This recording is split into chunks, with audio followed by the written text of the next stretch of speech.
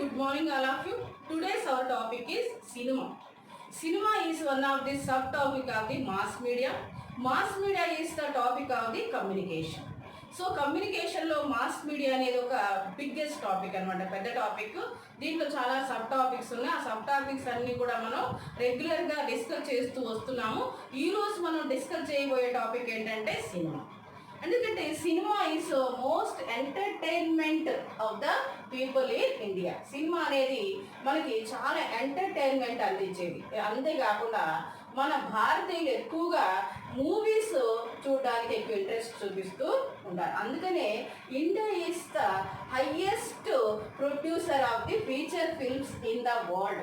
అందుకని ఇండియాలో ఎక్కువ ఫీచర్ ఫిల్మ్స్ ప్రొడ్యూస్ అవుతుంటాయి. అంటే ప్రపంచంలోనే ఎక్కువగా ఫీచర్ ఫిల్మ్స్ ప్రొడ్యూస్ అయ్యేటటువంటి కంట్రీ ఏదంటే అది మన భారతదేశం అనే చెప్పవచ్చు. మన భారతదేశంలో అనేకమైనటువంటి లాంగ్వేజ్, మనకి చాలా రీజనల్ లాంగ్వేజెస్ ఉన్నాయి. తెలుగు, తమిళం, మలయాళం, మరాఠీ, ఇలా చాలా రీజనల్ లాంగ్వేజెస్ ఉన్నాయి. రీజనల్ లాంగ్వేజెస్తో పాటు మనకి హిందీ లాంగ్వేజ్లో కూడా ఎక్కువ ఫీచర్ ఫిల్మ్స్ అనేవి ప్రొడ్యూస్ అవుతూ ఉంటాయి. అందుకనే ఇండియాని largest producer of the feature films in the world అని అంటారు. అంతేకాకుండా మన సినిమా యొక్క హిస్టరీని మనం చూసినట్లయితే సినిమా అనేది ఎప్పుడు అంటే సినిమా ఫస్ట్ మూవీ ఎప్పుడు రిలీజ్ అయింది, ఆ ఫస్ట్ మూవీ రిలీజ్ అయినప్పుడు దాని యొక్క ఫీచర్ అనేది ఎలా ఉంది కూడా మనం ఒకసారి చూడాలి.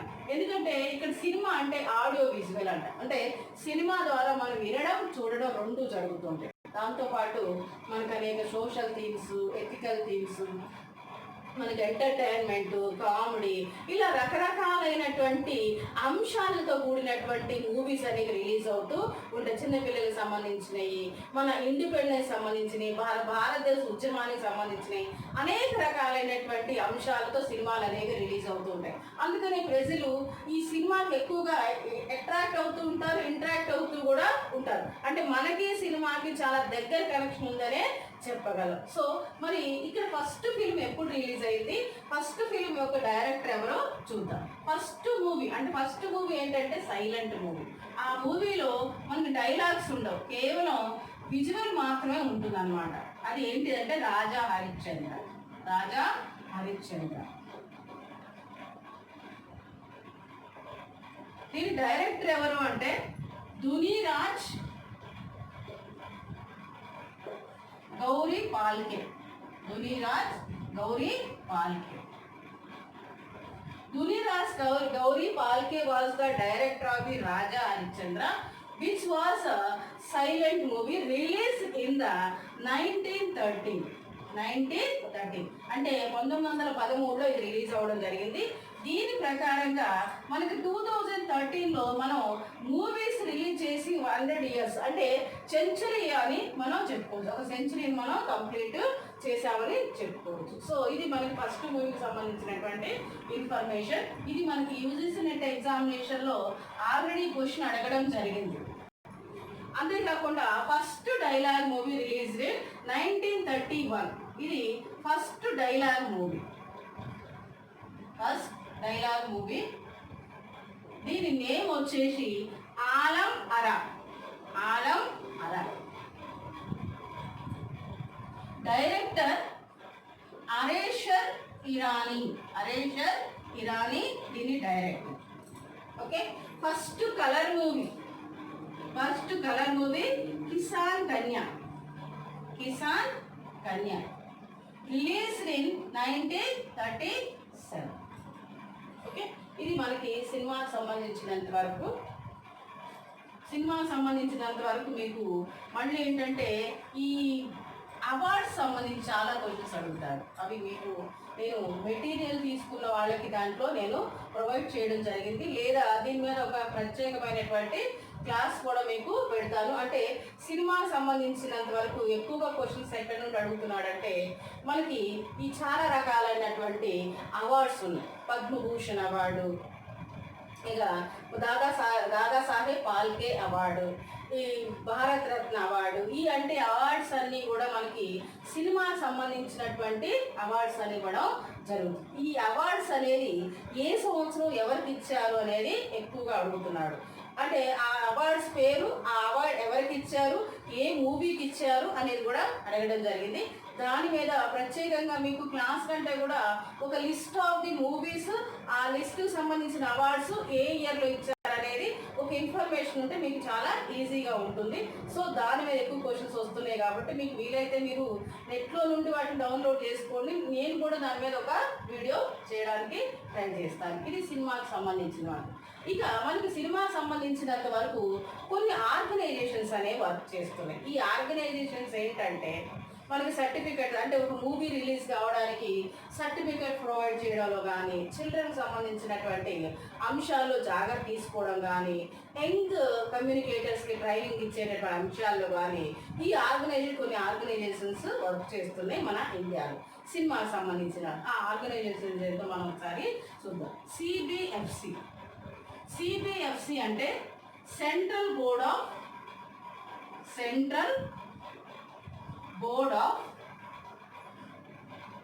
Film certification. Founded in 1951, established in 1951. ఇది 1951లో ఈ ఆర్గనైజేషన్ అనేది ఎస్టాబ్లిష్ చేయబడింది. ఇది statutory body. It is one of the statutory body. Statutory body అంటే స్టేట్యూటరీ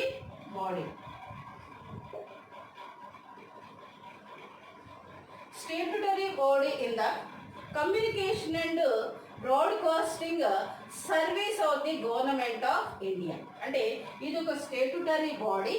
కమ్యూనికేషన్ బ్రాడ్కాస్టింగ్ సర్వీస్ సంబంధించినంత వరకు ఇది గవర్నమెంట్ ఆర్గనైజేషన్. దీని హెడ్ క్వార్టర్స్ వచ్చేసి బాంబేలో ఉంది. అంటే దీని హెడ్ క్వార్టర్స్ బాంబేలో ఎస్టాబ్లిష్ అంటే ఉండడం జరిగింది. అంతేకాకుండా మరి ఇది ఏం చేస్తుంది అంటే, according to the 1952 act, it regulates the feature films in the India. అంటే ఫీచర్ ఫిల్మ్స్ రెగ్యులేట్ చేస్తుంది.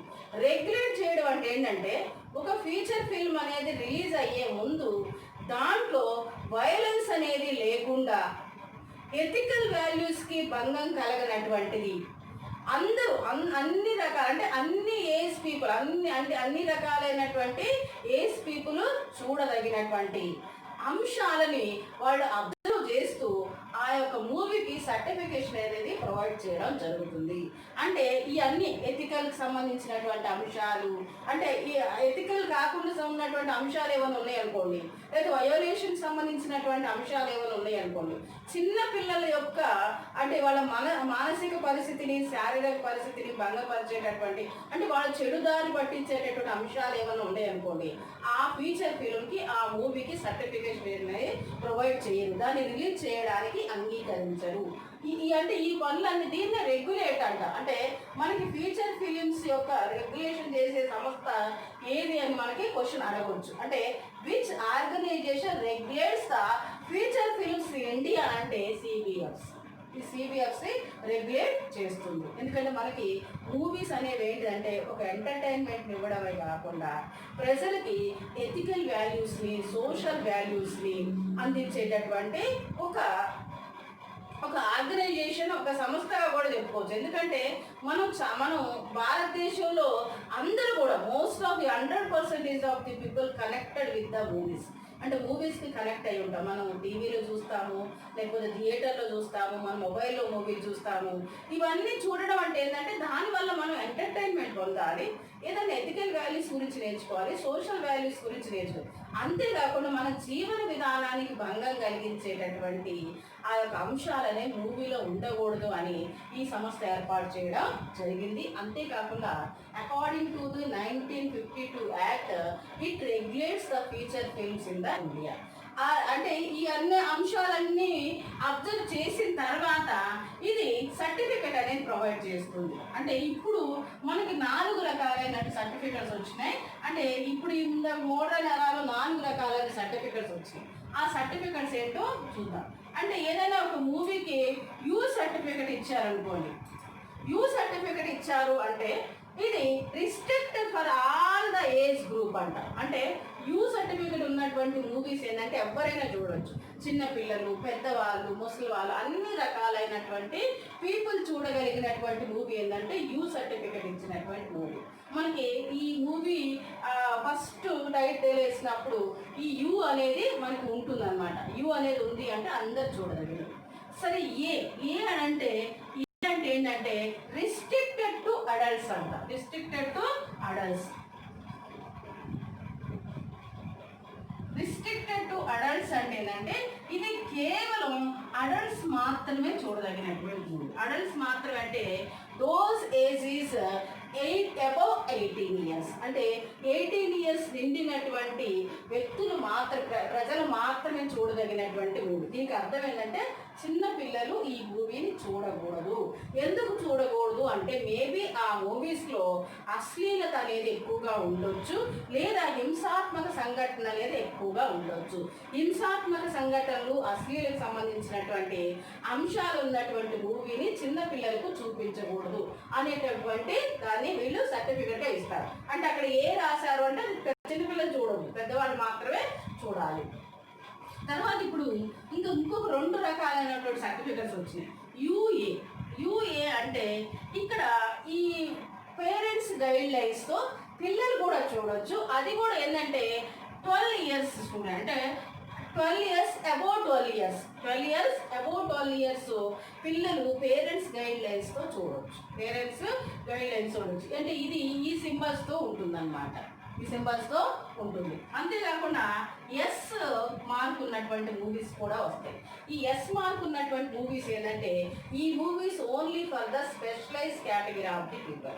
ఆ specialize category of the people ఎవరంటే డాక్టర్స్, ఇంజనీర్స్ అంటే స్పెషల్ ప్రొఫెషనల్లో ఉన్నటువంటి వాళ్ళకు మాత్రమే అందించేటటువంటి వాళ్ళు మాత్రమే చూడాలి మూవీస్ని. సో ఈ విధమైనటువంటి సర్టిఫికెట్స్ను ప్రొవైడ్ చేసేటటువంటి సంస్థ సిబిఎఫ్సి. అంటే దీన్ని సెన్సార్ బోర్డ్ అని అంటారు. సెన్సార్ బోర్డ్ అంటే ఇది ఫీచర్ ఫిల్మ్స్కి సెన్సార్ బోర్డ్ అంటే కొన్ని మూవీస్ రిలీజ్ కాకుండా ఆపుతుంది.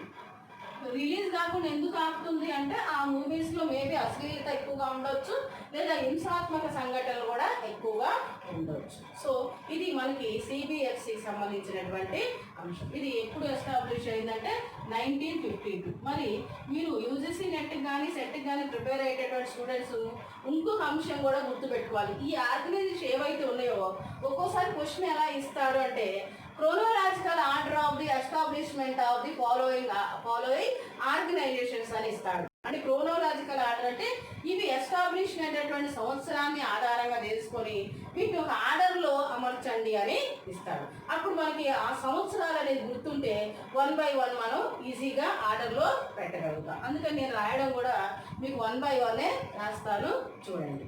తర్వాత డిఏవిపి established in 1955. DAVP అంటే Directorate of Advertising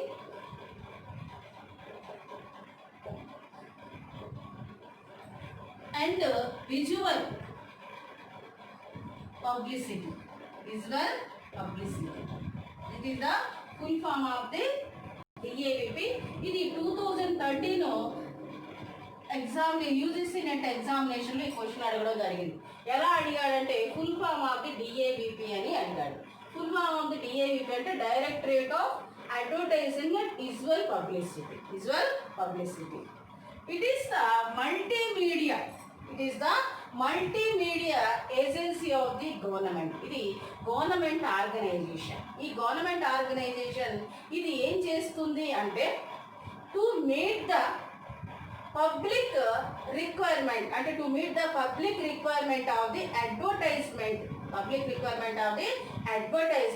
in a cost effective manner అంటే ఇది ఒక పబ్లిక్ ఆర్గనైజేషన్. ఇక్కడ పబ్లిక్ సంబంధించినటువంటి ఈ అడ్వర్టైజ్మెంట్స్ అంటే to meet the publicity advertisements of the different ministries and different departments అంటే డిఫరెంట్ మినిస్ట్రీస్కి డిపార్ట్మెంట్కి సంబంధించినటువంటి పబ్లిసిటీ మరియు అడ్వర్టైజ్మెంట్ ఇవ్వడానికి అంటే ఒక కాస్ట్ ఎఫెక్టివ్ మేనర్లో అడ్వర్టైజ్మెంట్ని ప్రసారం చేయడానికి ఏర్పాటు చేసినటువంటి సంస్థ డిఏవిపి. ఇంకా అర్థమైందా? ఇక్కడ మనకి గవర్నమెంట్కి సంబంధించినటువంటి అడ్వర్టైజ్మెంట్స్ అంటే ఏవైతే పబ్లిక్కి మేలు చేస్తాయో అంటే పబ్లిక్ని ఎంకరేజ్ చేసినటువంటి అంశాలు అంటే పబ్లిక్ జీవన విధానాన్ని మంచి దారిలో పెట్టేటటువంటి అంశాలకు సంబంధించినటువంటి అడ్వర్టైజ్మెంట్స్ పబ్లిసిటీ గవర్నమెంట్ ప్రసారం చేస్తుంది. ఒకటి స్వచ్ఛ భారత్ సంబంధించినటువంటి, లేకపోతే స్మోకింగ్ చేయొద్దు, ఆల్కహాల్ తీసుకోవద్దు, మనం రోడ్డుపై వెళ్ళేటప్పుడు ఒక లిమిట్ అంటే స్పీడ్ లిమిట్ మనం ఫాలో అప్ చేయాలి. ఇలాంటివన్నీ కూడా మన గవర్నమెంట్ అడ్వర్టైజ్మెంట్స్, గవర్నమెంట్ పబ్లిసిటీస్ ఇవన్నీ ప్రజలకు అందించడానికి సినిమాను ఆధారంగా చేసుకుంది. ఆ సినిమా ద్వారా ఈ పబ్లిసిటీని ప్రసారం చేసేటటువంటి సంస్థ డిఏవి. ఇది గవర్నమెంట్ ఈ యొక్క డిఫరెంట్ డిపార్ట్మెంట్స్కి మినిస్ట్రీకి సంబంధించినటువంటి అడ్వర్టైజ్మెంట్స్ మరియు పబ్లిసిటీ అనేది ప్రచారం చేస్తూ ఉంటుంది. దీని హెడ్ క్వార్టర్స్ వచ్చేసి న్యూఢిల్లీలో ఉంది. హెడ్ క్వార్టర్స్ కూడా ఒక్కోసారి క్వశ్చన్గా అడుగుతున్నాడు, అవి కూడా మనం గుర్తుపెట్టుకోవాలి. అంటే డిఏవిపి హెడ్ క్వార్టర్ ఎక్కడ ఉందంటే న్యూఢిల్లీలో ఉంది. ఎందుకంటే మోస్ట్ ఆఫ్ మనం చెప్పుకున్నట్టయితే ఈ ఆర్గనైజేషన్స్ అన్నీ కూడా బాంబేలోనే ఉంటాయి, ఇది మాత్రమే ఢిల్లీలో ఉంది. ఇది మనం గుర్తుపెట్టుకోవాలి. So it is the multimedia agency of the government. DAVP is the multimedia agency of the government.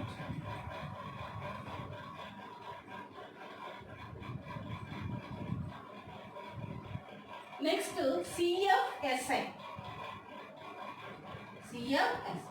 Children film society of India. Established in 1955. ఇది కూడా 1955లోనే ఎస్టాబ్లిష్ చేయడం జరిగింది. దీని ద్వారా ఈ సంస్థ ఏం చేస్తుంది అంటే రెగ్యులేట్ చేస్తుందంటే to provide the entertainment for the children which has the ethical values needed for the children. అంటే ఇక్కడ మనకి చిల్డ్రన్ సంబంధించినంత వరకు ఎంటర్టైన్మెంట్, చిల్డ్రన్ యొక్క ఎథికల్ వాల్యూ సంబంధించినటువంటి అంశాలతో కూడినటువంటి మూవీస్ని తీయడానికి ఎంకరేజ్ చేస్తుంది. అంటే ఇక్కడ చిల్డ్రన్స్ అంటే పిల్లలకు సంబంధించినటువంటి మూవీస్ తీయడానికి ఇది ప్రొడ్యూసర్స్ కానీ డైరెక్టర్స్ కానీ ఎవరైనా కొత్త డైరెక్టర్లు ఒక చిల్డ్రన్ మూవీ తీయాలంటే ఈ సంస్థ దాని యొక్క సహాయ సహకారాలు అనేది అందిస్తూ ఉంటుంది. అంటే it provides entertainment and ethical values and social values for the children through the movies. అంటే మూవీస్ ద్వారా పిల్లలకి ఎంటర్టైన్మెంట్, ఎథికల్ వాల్యూస్, సోషల్ వాల్యూస్ని అందించేటటువంటి సంస్థగా CFSI చెప్పుకుంటారు. ఎందుకంటే పిల్లలకి సంబంధించిన మూవీస్ కూడా అప్పుడప్పుడు తీస్తూ ఉండాలి. అప్పుడు ఎందుకంటే పిల్లలకు సంబంధించిన మూవీస్ ఏంటంటే మనకి ఆ పిల్లలకు సంబంధించిన మూవీస్ అనేవి ఉన్నప్పుడు ఆ పిల్లలు వాటి నుండి కొన్ని అంశాలు నేర్చుకుంటూ ఉంటారు. స్వతంత్ర సమర యుద్ధానికి సంబంధించినటువంటి అంశాలు, లేకపోతే పిల్లలు ఎలా ఎదగాలి, పేరెంట్స్ని ఎలా గౌరవించాలి, టీచర్స్ని ఎలా గౌరవించాలి, పిల్లల యొక్క మానసిక పరిస్థితులు, పిల్లల ఎదుగుదలలో ఉన్నటువంటి సమస్యలు, వీటన్నిటి గురించి మూవీస్ తీయడం అనేది ఈ యొక్క సంస్థ యొక్క ముఖ్య ఉద్దేశం. అంటే main objective is that to provide the ethical and social values for the children to grown up in the proper way. అంటే వాళ్ళు సరైనటువంటి విధానంలో ఎదగడానికి వాళ్ళకు సంబంధించినటువంటి నైతిక విలువలు, సోషల్ అంటే సామాజిక విలువలు అందించేటటువంటి సంస్థ. ఓకే, ఇది మనకి CFSIగా సంబంధం. అంతేకాకుండా మనకి FTII ఎస్టాబ్లిష్డ్ ఇన్ 1960. దీని ఫుల్ ఫామ్ ఏంటంటే film and TV institute of India. అంటే this institute provides the training for the people, those who want to produce the films and TV producing. అంటే ఫిల్మ్ తీయడానికి, ఫిల్మ్ మేకింగ్కి, టీవీ ప్రొడక్షన్కి కావాల్సినటువంటి training అందించేటటువంటి సంస్థ FTII. చూడండి, అంటే FTII provides training for the people, those who want to make the films and those who want to product the TV films. అంటే TV features సంబంధించినటువంటి వాటిలో ఎవరైతే ఉత్సుకత ఇంట్రెస్ట్ కలిగి ఉన్నారో వాళ్ళకు ఒక ట్రైనింగ్ అనేది ఇస్తుంది. అంటే ఇది ఏంటంటే ఒక ట్రైనింగ్ ఇన్స్టిట్యూషన్ అన్నమాట. It is one of the training institution to provide the training for the people those are interest to make the films are interest to make the TV films. Okay, మరి దీని head quarter ఎక్కడుంది అంటే పూణేలో ఉంది. పూణేలో దీని head quarter అనేది ఉంది. చాలామంది ఈ మన హీరోలు అందరూ చాలామంది కూడా ఇక్కడ నుండే ట్రైనింగ్ తీసుకుంటూ ఉంటారు. డైరెక్టర్స్ కానివ్వండి, లేకపోతే హీరోస్ కానివ్వండి, ఇంకా చాలా రకాలైనటువంటి కేటగిరీ సంబంధించినటువంటి వాళ్ళు నాలెడ్జ్ కోసం ఇక్కడ ట్రైనింగ్ తీసుకుంటూ ఉంటారు.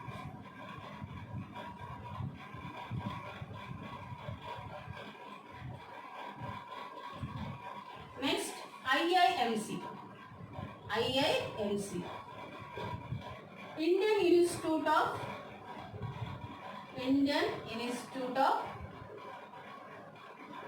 Mass Communication.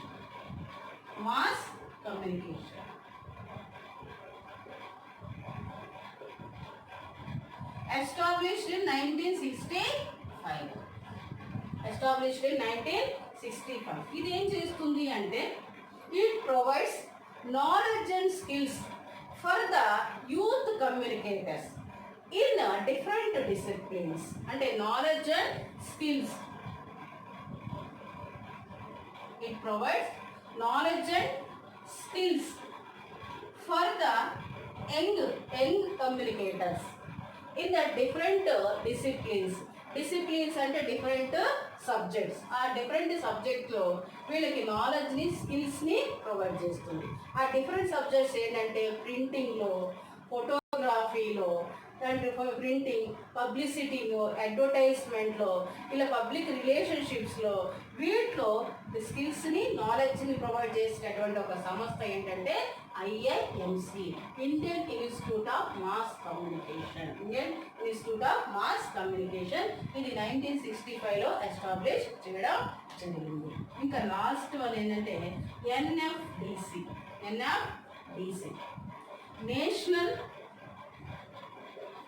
National film development corporation.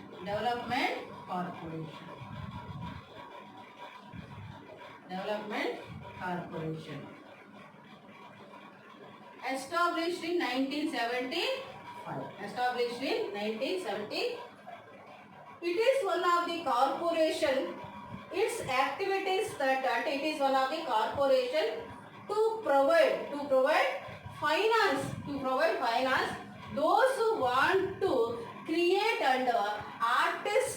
and creative and artistic social themes through the films.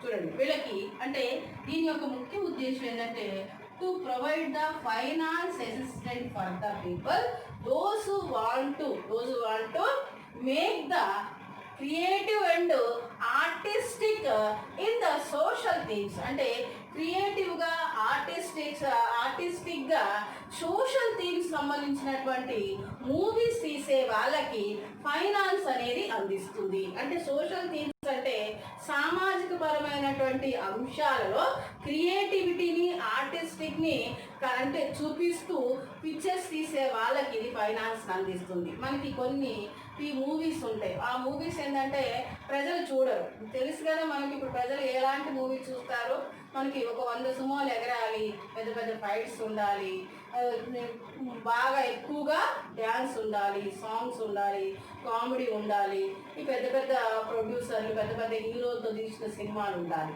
కానీ సోషల్ థీమ్స్ అంటే సామాజికమైన అంశాలు, మంచి మంచి జీవన విధానం, ఈ యొక్క వాల్యూస్ ఇవి ఉన్నటువంటి సినిమాలు ఎవరు కూడా చూడరు. కానీ అలాంటి వాటిని కూడా మనం ఎంకరేజ్ చేయాలి. అంటే అలాంటి వాటిని కూడా ఫ్యూచర్ ఫిల్మ్స్లో ఎంకరేజ్ చేయాలి. ఎంకరేజ్ చేయాలి అంటే ఎవరు కూడా ముందుకు రారు. ఎందుకంటే వాళ్ళకి ఆ మూవీస్ తీస్తే డబ్బులు రావు కాబట్టి ఎవరు కూడా ముందుకు రారు. అలాంటి వాళ్ళకి ఫైనాన్స్ అందిస్తూ అలాంటి మూవీస్ని అంటే సోషల్ థీమ్కి సంబంధించినటువంటి మూవీస్ని ఎంకరేజ్ చేసేటటువంటి సంస్థ ఎన్ఎఫ్డిసి. ఇది మనం గుర్తుపెట్టుకోవాలి. ఎందుకంటే క్వశ్చన్ మనకి చాలా క్రిటికల్ వేస్తారు. Which of the following organization encouraging the social themes related movies అని అడుగుతారు. సోషల్ థీమ్స్ రిలేటెడ్ మూవీస్ని ఎంకరేజ్ చేసేటటువంటి సంస్థ కింది వాటిలో ఏది అంటే NFDC, national film development corporation. ఈ కార్పొరేషన్ అంటే సోషల్ థీమ్స్ సంబంధించిన మూవీస్ తీసే వాళ్ళకి ఫైనాన్షియల్ అసిస్టెన్స్ అనేది ప్రొవైడ్ చేస్తుంది. ఎవరైనా అలాంటి వాళ్ళు ముందుకు వస్తే వాళ్ళకి డబ్బు రూపాన సహాయం చేస్తుంది. ఎందుకంటే అప్పుడప్పుడు అలాంటి సినిమాలు కూడా రావాలి. అలాంటి సినిమాలు కూడా వస్తే అందరు కాకపోయినా కొంతమంది అయినా ఆ సినిమాలు చూస్తారు. కొంత అయినా వాళ్ళు సమాజం అంటే ఎలా ఉందనేది తెలుసుకోగలుగుతారు. ఇది మనకి సినిమాకి సంబంధించినటువంటి ఒక సమాచారం. నేను ఇప్పుడు చెప్పినటువంటి ఆర్గనైజేషన్ నుండి కంపల్సరీ ఏదో ఒక క్వశ్చన్ అనేది వస్తుంది. ఇంకొకటి మీకు చెప్పడం మర్చిపోయాను. ఇక్కడ సిబిఎఫ్సి సంబంధించి CBFC present chairman, CBFC present chairman Prasoon Joshi. అంటే సిబిఎస్ అనేది ఒక ఫిల్మ్ అంటే certification organisation.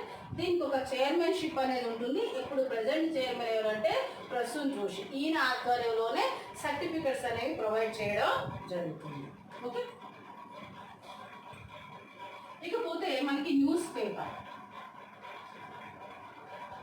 Next news paper. Mass మీడియాలో న్యూస్ పేపర్ అనేది చాలా పెద్ద ఆర్గనైజేషన్ అన్నమాట. న్యూస్ పేపర్ ఈ రోజుల్లో న్యూస్ పేపర్ రాని ఇల్లు ఉండదు అనుకుంటా. న్యూస్ పేపర్ చదవని వాళ్ళు కూడా ఉండరు. ఆల్మోస్ట్ లిటరసీ పెరుగుతున్నటువంటి దశలో ఆల్మోస్ట్ అందరూ కూడా న్యూస్ పేపర్ చదవడానికి ఇంట్రెస్ట్ చూపిస్తారు. ఎందుకంటే న్యూస్ పేపర్లో మనకి ఒకటి అంటే న్యూస్ పేపర్ ఏంటంటే మనకి దేశానికి సంబంధించిన, మన రాష్ట్రానికి సంబంధించిన, సమాజానికి సంబంధించిన అంశాలు అసలు ఏం జరుగుతుంది అని తెలుసుకోవడానికి చాలామంది న్యూస్ పేపర్ చదవడానికి ఇంట్రెస్ట్ చూపిస్తారు. అంటే మనకి ఇప్పుడు ఈ టెలివిజన్ వచ్చిన తర్వాత, ఈ మొబైల్ ఫోన్స్ వచ్చిన, ముఖ్యంగా మొబైల్ ఫోన్స్ వచ్చిన తర్వాత న్యూస్ పేపర్ చదివేటటువంటి అలవాటు తగ్గిపోయిందేమో. కానీ ఈ మొబైల్ ఫోన్స్ రాకముందు ప్రతి వాళ్ళు కూడా ఎర్లీ మార్నింగ్ లేచి న్యూస్ పేపర్ పట్టుకొని కూర్చునేవాళ్ళు. అదొక అలవాటు అనమాట. కాఫీ తాగుతూ, టీ తాగుతూ న్యూస్ పేపర్ చదవడంలో ఉన్నటువంటి మజా అసలు ఏ మూవీ చూసినా, ఏ మొబైల్లో మాట్లాడినా కూడా మనకి అంత ఆనందం అనేది రాదు. అంటే that is one of the entertainment కావచ్చు, మన ఆత్మ సంతృప్తి అని కూడా అనుకోవచ్చు. చాలామంది రిటైర్ అయిన వాళ్ళు కానీ, జాబ్ చేసే వాళ్ళు కానీ, చదువుకున్న వాళ్ళు కానీ అందరూ కూడా మార్నింగ్ లేసామంటే ఒకటి న్యూస్ పేపర్ కోసం ఎదురు చూస్తాం, రెండు పాల ప్యాకెట్ కోసం ఎదురు చూస్తాం. న్యూస్ పేపర్ రాకపోతే ఆ రోజు మన డే అంతా కూడా చాలా అదూరంగా అంటే అసంపూర్ణంగా ఉంటుంది. సో న్యూస్ పేపర్ అనేది మన జీవన విధానంలో ఒక భాగమైనటువంటి అలాంటి న్యూస్ పేపర్లు సర్క్యులేషన్ ఈరోజు అంటే న్యూస్ పేపర్ చదివే వారి సంఖ్య తగ్గిపోయింది అంటే దానికి కారణం మొబైల్ ఫోన్స్ వల్ల ఎందుకు న్యూస్ పేపర్స్ అంటే చదివే వాళ్ళ సంఖ్య తగ్గిపోయింది అంటే మనకు మొబైల్ ఫోన్ ఓపెన్ చేయగానే ఈరోజు న్యూస్ అన్నీ కూడా వచ్చేస్తున్నాయి. ఇక మన మొబైల్ ఫోన్లోనే మనకి న్యూస్ అనేవి వచ్చేస్తున్నాయి కాబట్టి న్యూస్ పేపర్ చదివి ఆ న్యూస్ పేపర్లో ఉన్నటువంటి సమాచారం తెలుసుకోవాల్సిన అవసరం ఏమున్నది. సో ఇది మనకి న్యూస్ పేపర్ అంటే న్యూస్ పేపర్ చదవడం అనేది ఒక మంచి హ్యాబిట్ అనమాట. అంటే న్యూస్ పేపర్ మనం చదవాలి, మన పిల్లలకు కూడా చదివేటటువంటి అలవాటు చెయ్యాలి. ఎందుకంటే చదవడం అనేటటువంటి అలవాటు ఉన్న వాళ్ళకి ఆ యొక్క అంశాలు ఏవైతే అంశాలు మనం చదువుతామో అవి మన మైండ్లో ఫిక్స్ అవుతాయి. మనం ఎప్పటికి కూడా వాటిని మర్చిపోము.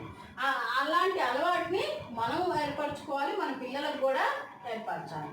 సో ఇది మనకి న్యూస్ పేపర్ హిస్టరీని ఒకసారి చూద్దాం.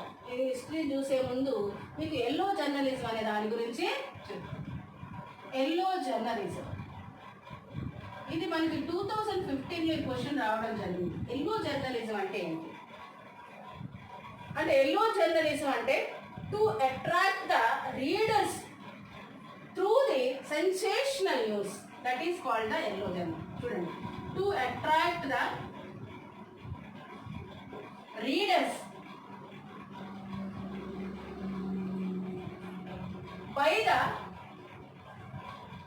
sensational news దాన్ని మనం ఎల్లో జర్నలిజం అని. ఈ ఎల్లో జర్నలిజం అనేటటువంటి పేరు అది ఎందుకు వచ్చింది అంటే, అసలు ఎల్లో జర్నలిజం అంటే ఏంటంటే to attract the readers by the sensational news. అంటే న్యూస్ పేపర్లో సెన్సేషనల్ న్యూస్ని పబ్లిష్ చేయడం ద్వారా ఎక్కువ మంది రీడర్స్ని అట్రాక్ట్ చేయడాన్ని ఎల్లో జర్నలిజం అంటారు. అంటే ఏ న్యూస్ పేపర్కి ఎక్కువ మంది రీడర్స్ అట్రాక్ట్ అవుతారో, ఏ న్యూస్ చదవడానికి అంటే రీడర్స్ ఎక్కువ అట్రాక్ట్ అవుతారో ఆ న్యూస్ని మనం న్యూస్ పేపర్లో పబ్లిష్ చేయడం అనే దాన్ని మనం ఎల్లో జర్నలిజం అంటారు. అసలు ఎల్లో జర్నలిజం అనేటటువంటి పేరు ఎందుకు వచ్చిందంటే, 18వ శతాబ్దంలో అమెరికాలో న్యూయార్క్ సిటీ నుండి ఒక న్యూస్ పేపర్లో ఎల్లో కిడ్ అనేటటువంటి కార్టూన్ రిలీజ్ అయింది. ఆ కార్టూన్ రిలీజ్ అంటే ఆ ఎల్లో కిడ్ అనే కార్టూన్ ఉన్నటువంటి ఆ న్యూస్ పేపర్ని ఎక్కువ మంది రీడర్స్ చదివారు. ఎక్కువ మంది రీడర్స్ చదవడం వలన ఆ యొక్క న్యూస్ పేపర్కి రెప్యుటేషన్ విపరీతంగా పెరిగిపోయింది. ఆ విపరీతంగా రెప్యుటేషన్ పెరగడం అనే దాని ద్వారా ఎల్లో జర్నలిజం అనేటటువంటి పేరు వచ్చింది. ఎందుకంటే అది ఎల్లో కిడ్ అనే దాన్ని వాళ్ళు దాంట్లో ఎల్లో కిడ్ అనేటువంటి కార్టూన్ని ఆ న్యూస్ పేపర్లో పబ్లిష్ చేశారు కాబట్టి అక్కడి నుంచి అది ఎల్లో జర్నలిజంగా మనకి పేరు పడుతుంది అనమాట.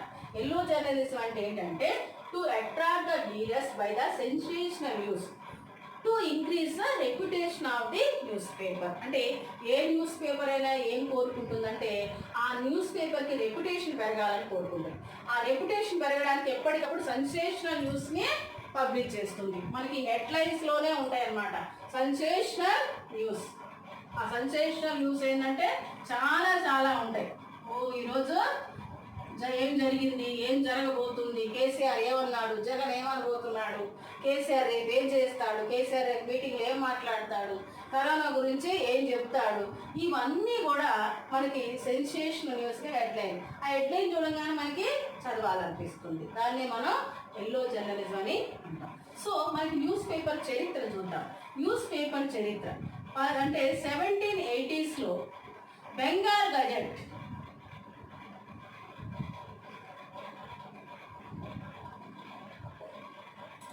in the 1780 first newspaper in India released that name of the Bengal Gazette in English language by the James August Hickey. James August Hickey. JA Hickey అని కూడా అంటారు. ఒక్కొక్కసారి మనకి నేమ్ అనేది జేఏ ఇక్కీగా కూడా వస్తుంది, కన్ఫ్యూజ్ కాకండి.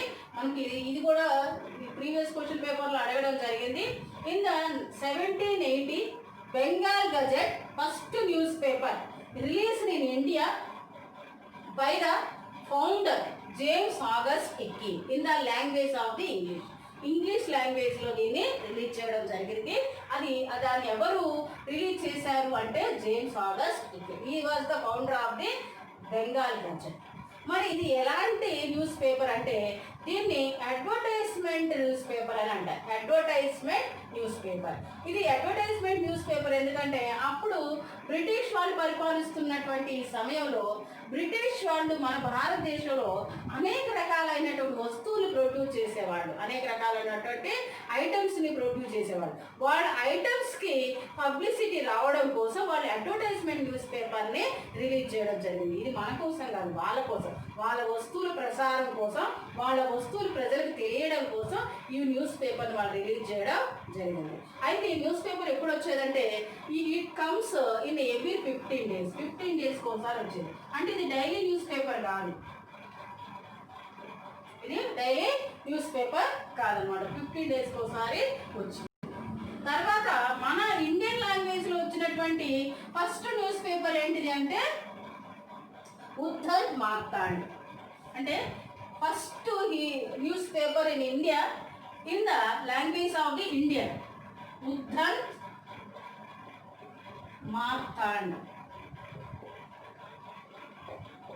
published in 1826 by professor Jugal Kishore. Professor Jugal Kishore. చూడండి, అంటే మన ఇండియన్ లాంగ్వేజ్ లో రిలీజ్ అయినటువంటి ఫస్ట్ న్యూస్ పేపర్ ఏంటంటే ఉద్ధర్ మార్తాండ్. అది ఎప్పుడు రిలీజ్ అయిందంటే 1826లో రిలీజ్ అయింది.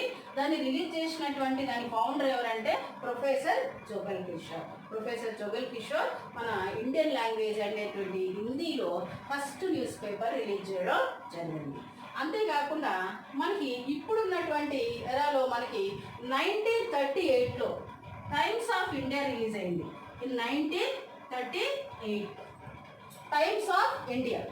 Times of India is the oldest newspaper in India and also largest circulated newspaper in India. అంటే ఈ టైమ్స్ ఆఫ్ ఇండియా అనేది 1938లో రిలీజ్ అవ్వడం జరిగింది. ఇది పాత న్యూస్ పేపర్గా కూడా చెప్పుకోవచ్చు. అంతేకాకుండా మన భారతదేశంలో ఎక్కువ న్యూస్ పేపర్లు రిలీజ్ అయ్యేటటువంటి అంటే ఎక్కువ పేపర్లు దేంట్లో రిలీజ్ అవుతాయి అంటే టైమ్స్ ఆఫ్ ఇండియానే రిలీజ్ అవుతాయి. అంటే టైమ్స్ ఆఫ్ ఇండియా అనేది ఎక్కువ సంఖ్యలో న్యూస్ పేపర్ రిలీజ్ అయ్యేటటువంటి న్యూస్ పేపర్ అన్నమాట.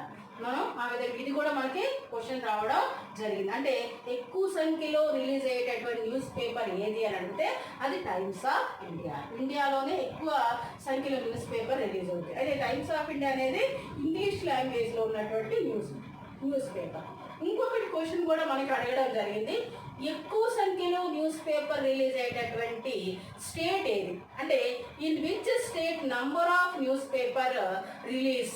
అంటే ఎక్కువ సంఖ్యలో న్యూస్ పేపర్ రిలీజ్ అయ్యేటటువంటి స్టేట్ ఏదంటే మనకు ఉత్తరప్రదేశ్. అది ఆటోమేటిక్గా మనకు తెలుసు, ఎందుకంటే ఉత్తరప్రదేశ్లో జనాభా ఎక్కువ కాబట్టి ఆ జనాభాను బట్టి ఎక్కువ న్యూస్ పేపర్లు అక్కడ రిలీజ్ అవుతుంది.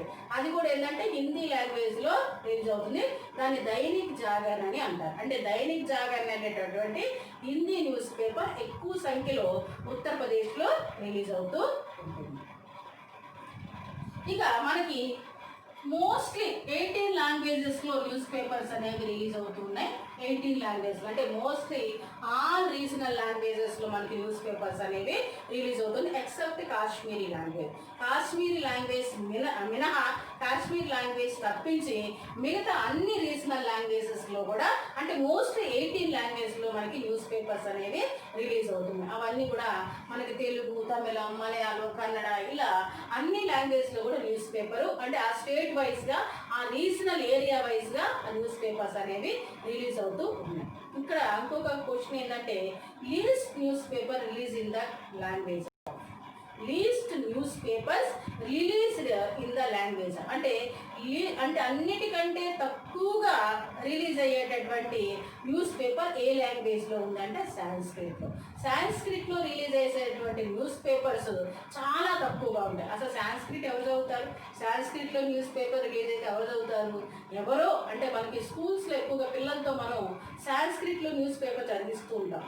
దాని పర్పస్గా గవర్నమెంట్ ఆర్గనైజేషన్ గవర్నమెంట్ ఆఫీసెస్లో ఈ సాంస్క్రిట్లో ఉన్నటువంటి సాంస్క్రిట్ లాంగ్వేజ్లో ఉన్నటువంటి న్యూస్ పేపర్స్ వస్తూ ఉంటాయి. అందుకనే సాంస్క్రిట్ లాంగ్వేజ్లో చాలా తక్కువ న్యూస్ పేపర్స్ అనేవి మనకి సర్క్యులేట్ అవుతూ ఉంటాయి, పబ్లిసిటీ అవుతూ ఉంటాయి. సో ఇది మనకి గమనించి తర్వాత ఈ న్యూస్ పేపర్ న్యూస్ ఏజెన్సీకి సంబంధించి కొంత ఇన్ఫర్మేషన్ మనం చూద్దాం. Hindustan Samachar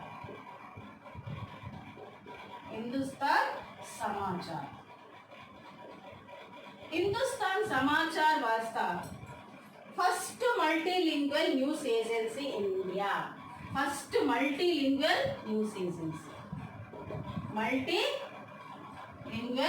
news agency. Established in 1948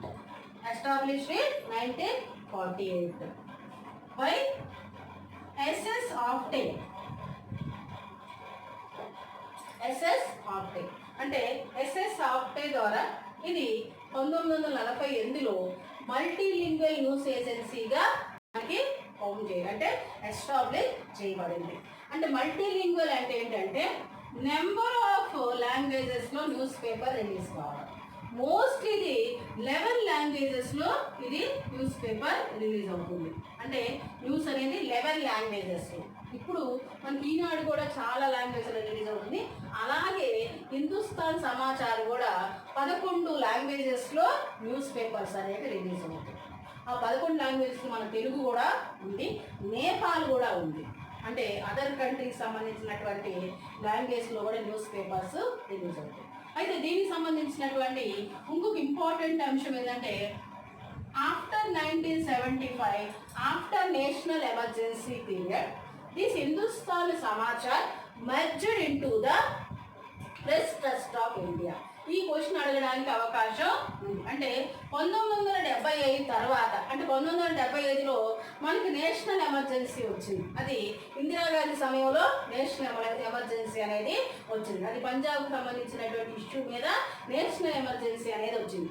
ఆ నేషనల్ ఎమర్జెన్సీ తర్వాత హిందుస్థాన్ సమాచార్ అనేది ప్రెస్ ట్రస్ట్ ఆఫ్ ఇండియాలో విలీనం కావడం జరిగింది. అంటే merged into the press trust of India. Okay, so ఇది మనకి హిందుస్థాన్ సమాచారం సంబంధించినటువంటి అంశం.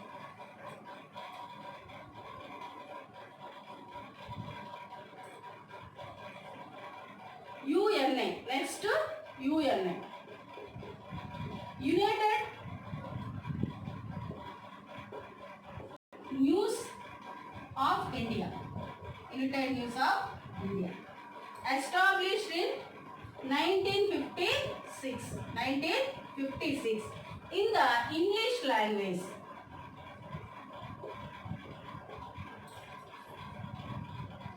ఇది బిధాన్ రాయ్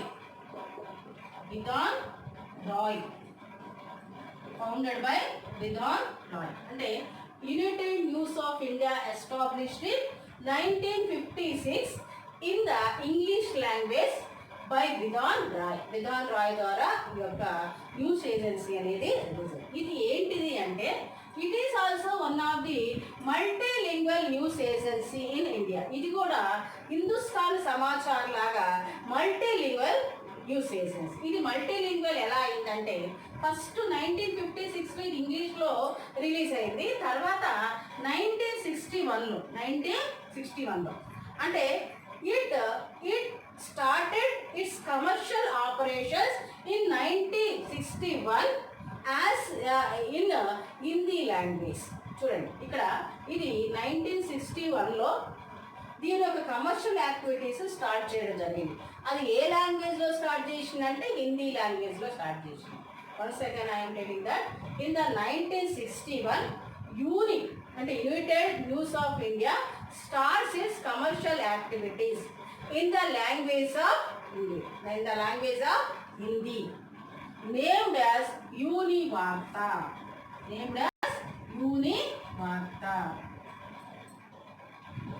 ఇది కూడా మనం ప్రీవియస్ క్వశ్చన్ అడగడం జరిగింది. అంటే ఇక్కడ మీకు ఇంకా క్లియర్గా చెప్పాలంటే 1961లో యునైటెడ్ న్యూస్ ఆఫ్ ఇండియా అనేది కమర్షియల్ యాక్టివిటీస్ స్టార్ట్ చేయడం జరిగింది. అంటే కమర్షియల్ ఆపరేషన్స్ని స్టార్ట్ చేయడం జరిగింది. అది ఏ లాంగ్వేజ్లో స్టార్ట్ చేయడం జరిగిందంటే హిందీ లాంగ్వేజ్లో. అది దాని పేరు ఏంటంటే యూనివార్త అనేటటువంటి పేరుతో కమర్షియల్ ఆపరేషన్స్కి స్టార్ట్ చేసింది అని మనం చెప్పుకోవచ్చు.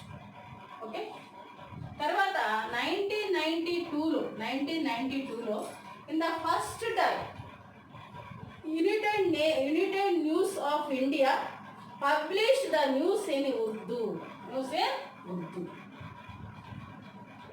అంటే 1992లో మొదటిసారిగా ఉర్దూలో కూడా న్యూస్ని పబ్లిష్ చేయడం జరిగింది. అంటే దీని ప్రకారంగా United News of India is the first news paper to publish in Urdu language. Urdu లాంగ్వేజ్లో మొట్టమొదటిసారిగా న్యూస్ పబ్లిష్ చేసినటువంటి న్యూస్ ఏజెన్సీ ఏంటి అంటే యూని అని అర్థం. అంటే యూని అంటే యునైటెడ్ న్యూస్ ఆఫ్ ఇండియా అని మనం తెలుసుకోవాలి. మనకి ఇలాంటి వాటి మీదే మనకి క్వశ్చన్స్ అడగడానికి అవకాశం. Which of the following news agency first time published in Urdu language అంటే that is the UNI. Okay, so ఇది మనకి న్యూస్ పేపర్ సంబంధించినటువంటి అంశాలు. ఒక న్యూస్ పేపరు, సినిమా. సో దీంతో మీకు కమ్యూనికేషన్ టాపిక్ అనేది కంప్లీట్ అయిపోయింది. రేపు మీకు ఎన్వైరన్మెంట్, పీపుల్ అండ్ ఎన్వైరన్మెంట్ సంబంధించినటువంటి వీడియోస్ చేస్తాను. సో కంటిన్యూస్లీ మీరు నా వీడియోస్ని వాచ్ చేస్తూ ఉండండి, సబ్స్క్రైబ్ చేసుకోండి. అంతేకాకుండా ఎవరైతే యూజీసీ నెట్ కానీ, గురుకులాస్ కానీ, సెట్ కానీ ప్రిపేర్ అవుతున్నారో వాళ్ళందరికీ కూడా మీరు ఈ వీడియోస్ని షేర్ చేయండి. ఓకే, మీకు నచ్చితే